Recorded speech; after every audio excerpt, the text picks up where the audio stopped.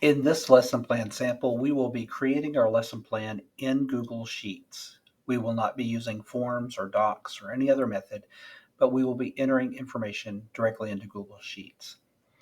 Using Google Sheets, we can make it to be like a lesson plan book, with each tab being a new week, unit, or length of study. So here I've clicked on the title tab, and that's the title of my lesson plan book. There is a tab for sample assessments. Once you make a copy of this Google Sheet, you can easily edit these and add your own variety of assessments that you find very appropriate for your content areas. And then we have the template here. So this template, we're not going to fill in on this worksheet, but this is what we will duplicate or copy each time.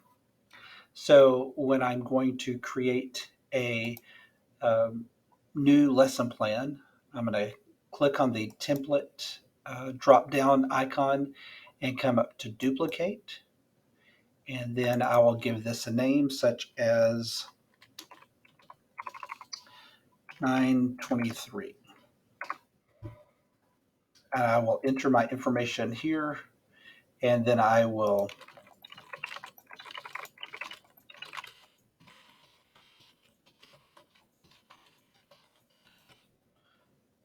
and then once I'm ready to start a new lesson plan, I can either duplicate this worksheet and delete the contents of it, what's in the white cells, or I can come to template and duplicate this sheet.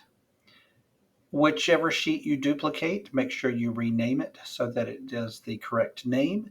If you don't want to use this template per se, but you just want to keep duplicating the previous lesson plan and modifying it, erasing what's old and putting in what's new, then you can actually delete this page here and just duplicate the most recent lesson plan worksheet. That is an easy way to enter information and keep your lesson plans in a Google worksheet.